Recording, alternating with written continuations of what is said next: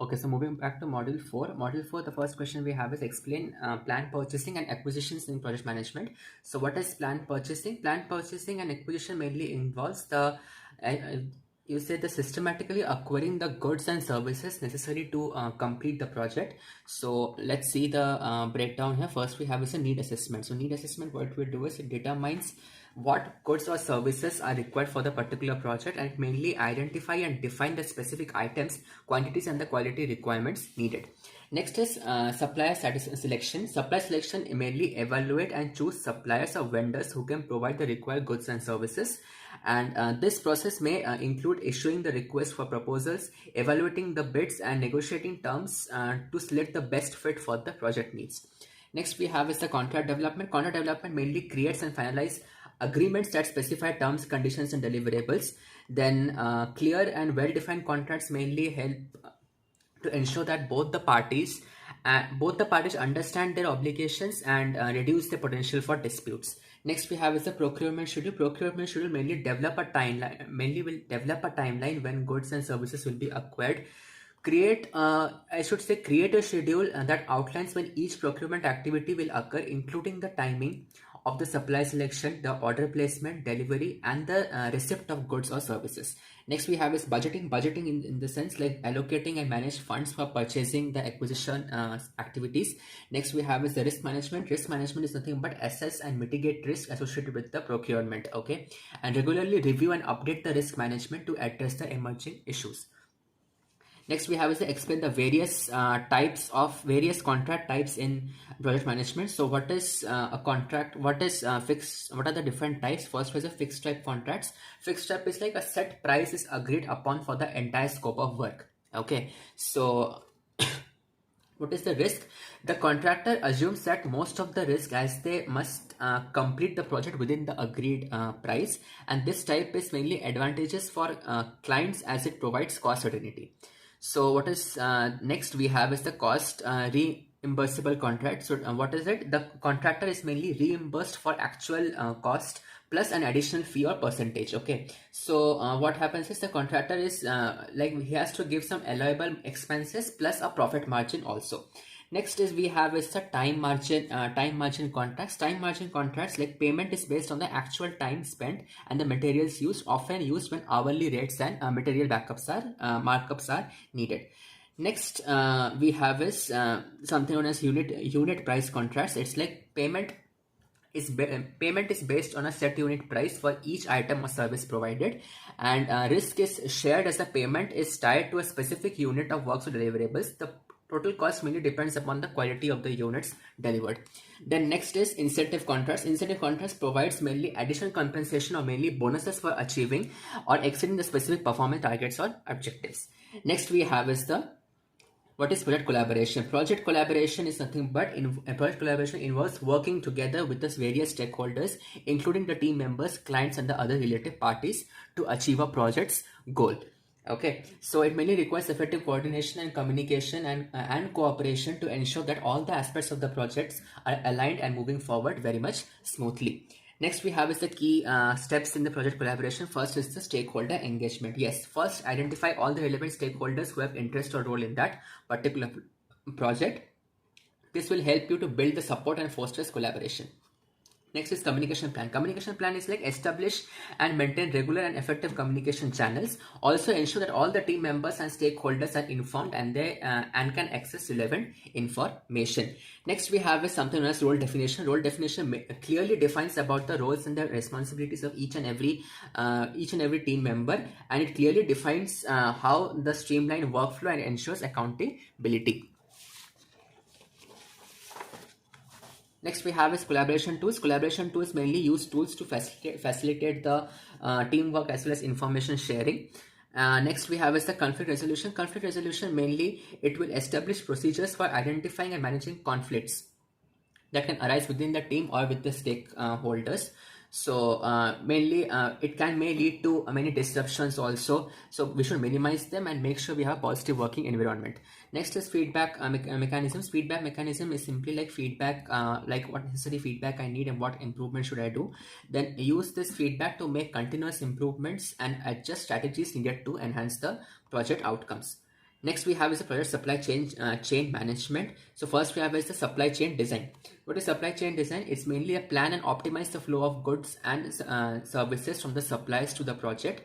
Like develop a supply chain strategy that outlines how materials and services will be sourced, transported, and will be delivered. Next is supply management. Same thing, let's select and manage relationship between the suppliers as well as the vendors. So evaluate and choose suppliers based upon the quality, cost, reliability, as well as delivery performances. And also make sure that you have a proper strong relationship with the suppliers to ensure consistent supply and address all the issues if any problem arises. Next we have is logistics. Logistics nothing but they mainly coordinate the transportation and the storage of materials. So mainly help in you can say moving of goods from suppliers to the project site. Next we have is the inventory management. Inventory management, like track and control the inventory levels to avoid shortages, and also manage the stock levels, forecast demand, and reduce the carrying cost. Next we have is risk management. Risk management is the same thing, identify and mitigate risk related to the supply chain, and also minimize the impact of risk in the project. What is the purpose of balanced scorecard and prospective of the balanced scorecard in project management? Next question. So what is a balanced scorecard? A balanced scorecard, you can say it's a comprehensive tool to it's a comprehensive view of an organization's performance. Okay, it extends beyond traditional financial metrics to include additional perspectives, like you can say apart from the financial metrics, we are looking into the holistic understanding of how an organization is performing and how it is progressing towards achieving its own objectives. Then next we have is what are the perspectives of various of the balance scorecard? First is the financial perspective. Yes, it measures the financial performance and the value creation. So this mainly aligns with the financial goals and provides the value. Next we have is the customer perspective. Customer perspective, what we will do is we'll evaluate the customer satisfaction and market position, and this perspective mainly helps to ensure that the project delivers properly to the client and it maintains a competitive position as well.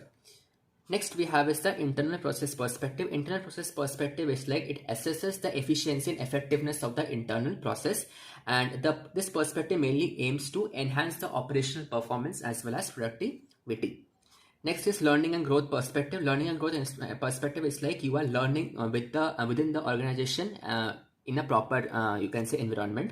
Now this mainly includes employment training, satisfaction, and the retention rates. The perspective support mainly you should be have a perspective should be such that it should have a motivated workplace, which is highly required for a long-term success. That's all. Next we have is the explain the customer issues in the project management. First we have the expectations management. Yes, align project outcomes with the customer expectation. First is clearly define and manage the customer expectation, like what are your expectations for the particular project. Like regularly review the project objectives and the deliverables to ensure that alignment is done properly, and any changes in an expectation system we should be aware of that. Next is communication. Yes, ensure a proper communication, consistent communication with the customers. Be open with them, take feedback, and if any, try to prevent misunderstandings and try to build trust with the customer. Next we have a satisfaction. Satisfaction is like monitor and address the customer satisfaction through the project and address the issues to ensure that the customer's needs and the expectations are properly met. Okay. Next we have is the financial issues. First is nothing but the budget overruns, like manage to control cost and try to stop exceeding the budget. And next we have is funding. Funding is a secure adequate funding and manage cash flow, and it mainly says like it mainly involves securing initial and ongoing funding, monitoring your expenditures, and make sure that the funds are allocated properly throughout the entire project. The next is cost estimation. Same thing, accurately forecasting and tracking the you can say the project cost.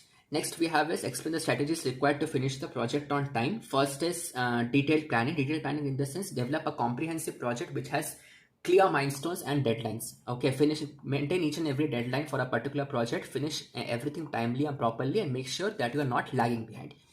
Next is resource allocation. Resource allocation, again same thing, ensures adequate resources and are utilized more efficiently.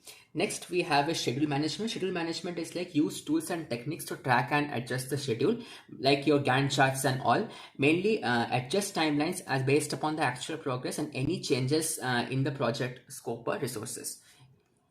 Next we have is risk management. Risk management is like identify the potential risk and develop all the mitigation plans and reduce the impact of risk in a particular project. Then we have is a regular monitoring. Regular monitoring in the sense like continuously monitor progress and address the issues as they arise, and also conduct regular you can say reviews in order to prevent the minor problems from escalating. Next we have is the effective communication. Again the same thing, maintain a clear communication with all the stakeholders to ensure that there is a proper alignment and the prompt resolution of all the issues. Next, moving on to module 5, first question we have is the mention the rules for the network construction and Fulkerson's rule for numbering the events. So first is like what is the rules for network construction. Now we have a single start node and an end node. What is the rule? Ensure that there is always one start node and one end node. Okay, what is the purpose? Now this rule mainly simplifies the network by clearly defining what is the beginning of the project and what is the end of the project, and it will help me to trace from the start point to the end point. Next is activity representation. Activity representation mainly uses nodes and arrows to represent the activities, nothing but the flow of events. This will mainly help me for the visual representation of the data and any dependencies between the activities. No cycles. Yes, your Fulkerson's rules problem should not contain any of the cycle, which means that you are struggling inside a loop, and which is logically it is wrong. Next is dependency arrows. Dependency arrows is like your arrows show the dependencies, the sequence of activities, like how one task can affect the other task.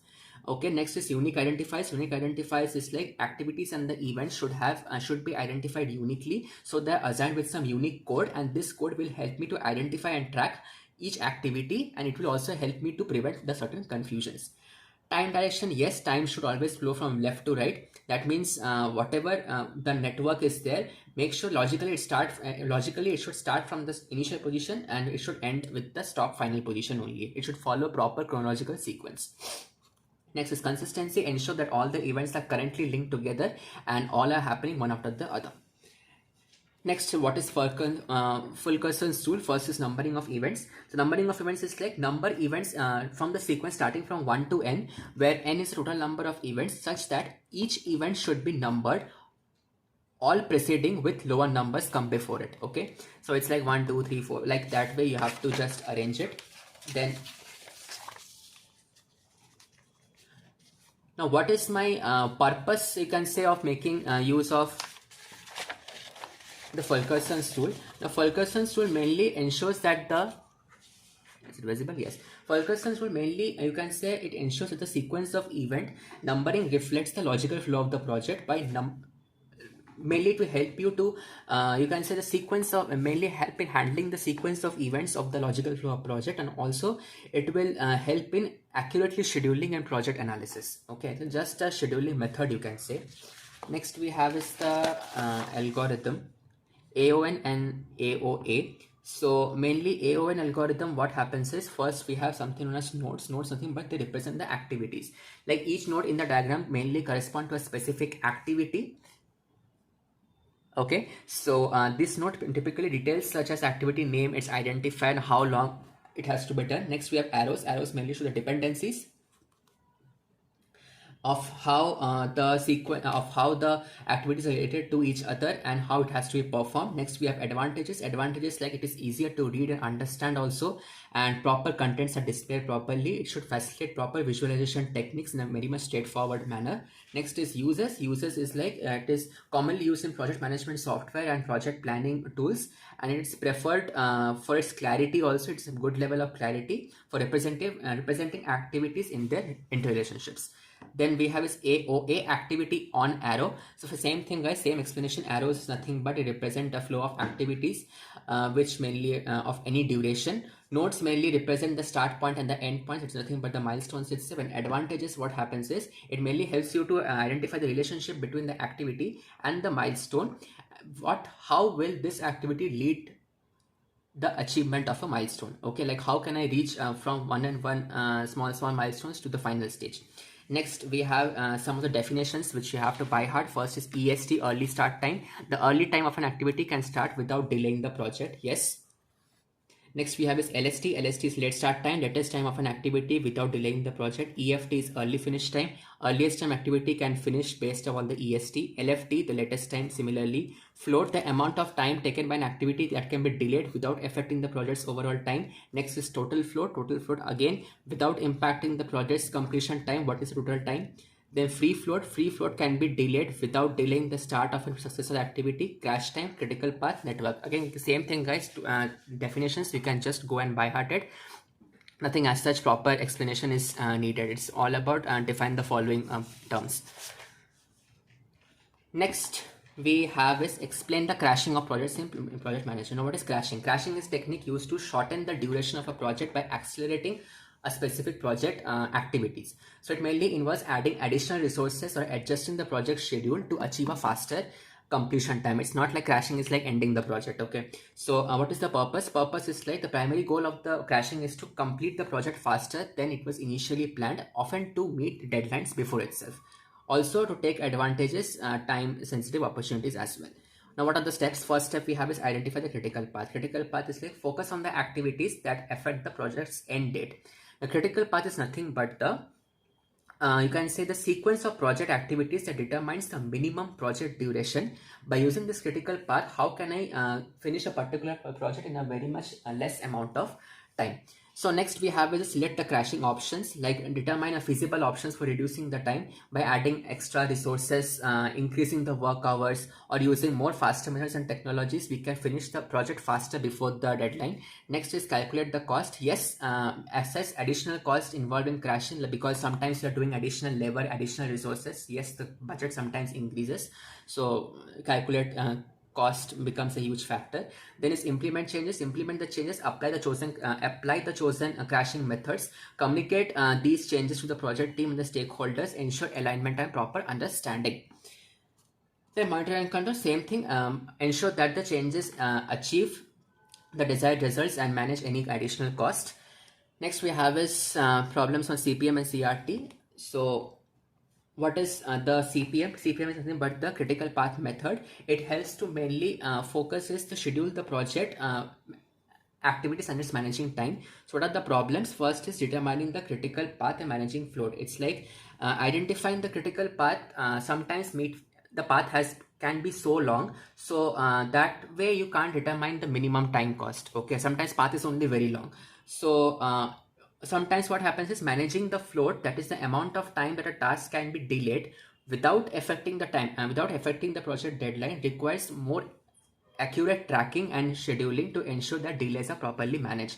So managing float is also one of the such issues. Next is adjusting schedules. Adjusting schedule is like sometimes the CPM, that is the critical path method, assumes that the activity durations are fixed. When changes occur, adjusting the schedule to reflect those changes are sometimes very much quite challenging as well. Okay, so managing delays, yes, and delays in tasks can affect the critical path and overall project completion. So managing the dependencies where tasks are dependent requires careful monitoring as well as adjustment without impacting the project deadlines. Next is PERT. PERT is nothing but the project evaluation as well as review technique. So what is this? First, we can see that first problem is estimating the activity durations with uncertainty. Yes, sometimes uncertainty occurs, like accurately estimating these durations can be difficult, and inaccurate can affect the reliability of the project schedule and its probabilities. Next we have is the calculating the probability of project completion times. Yes, it involves complex calculations and assumption about distribution of an activity durations, which can be challenging sometimes to accurately calculate the real world conditions. Next is adjusting the project schedule based upon the probabilistic estimates. What is this all about? It's like adjusting the schedule based upon the probabilistic estimates requires continuous updating as well as re-evaluation. So every time you have to apply the continuous update and re-evaluation techniques, which can be very much complex, and advanced tools and techniques are also required to achieve this method. So therefore we conclude the module 5 of project management. So in this video we have covered module 4 and module 5. Module 1, 2, 3 is already uploaded. You can go and check the video. Coming back to the important questions, guys, these topics whatever I have covered are the important questions only. because textbook, if you see, has a lot of theoretical content. Also, I would say some diagrams are there, which you can see none of the diagrams I have is present in this particular sheet. So no need to worry, I will upload the diagrams also. Some of the few flowcharts and all are also very important when it comes to exam. So that's all. All the best for your exam. Subscribe the channel. Thank you guys.